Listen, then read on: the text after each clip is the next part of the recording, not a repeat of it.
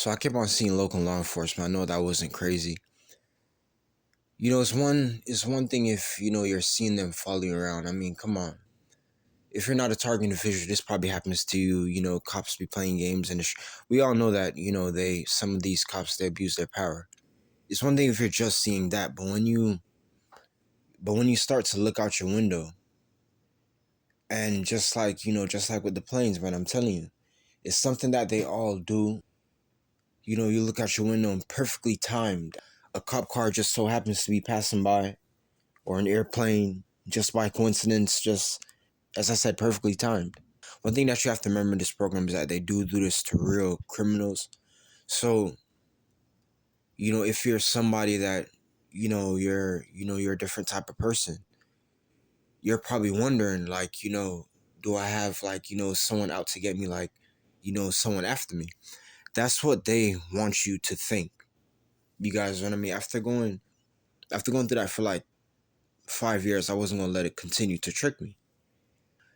At my early stages to find out about this Gangstalking program, I was a young teenager when I first found out what was happening. So I didn't know of the word gangstalking. I didn't know of the program gangstalking. It's something that you pretty much like grow into. Like, for me, it's not like how I found out that was a target. It's more of, when I started to realize tactics that was, around me. Because more than likely it's something that was happening to you all your life. As crazy, as weird as it may sound, it's something that, is probably happening to you all your life. And that's where a conversation that is deeper than human reasoning come into the gang stalking program.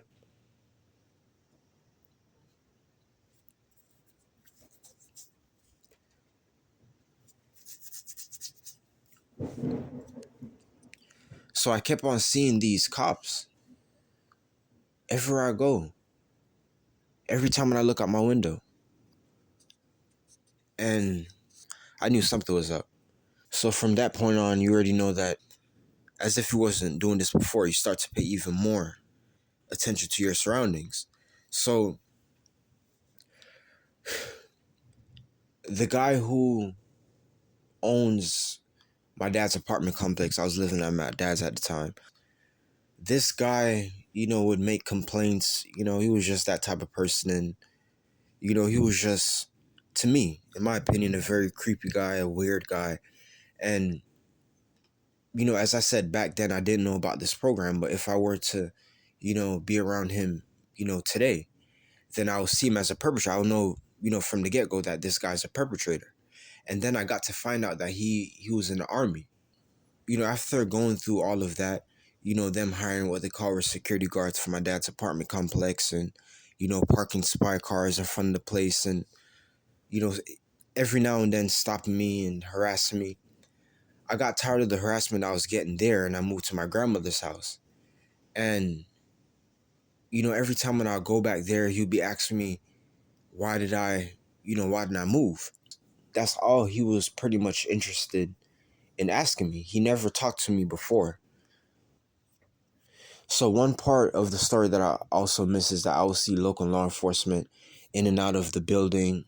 I mentioned the time when I heard and saw the door slam when I went inside the kitchen. And this wasn't, a smart idea, but I went out.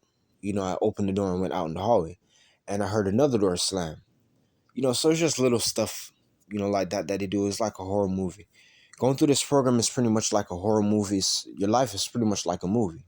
You have to remember that these people track, monitor, and surveil your every movement. And then you're going through these creepy tactics like, footsteps on the roof. They be walking on your roof at like 4 a.m. in the morning. And then you tell the people this and they'll think that you're paranoid.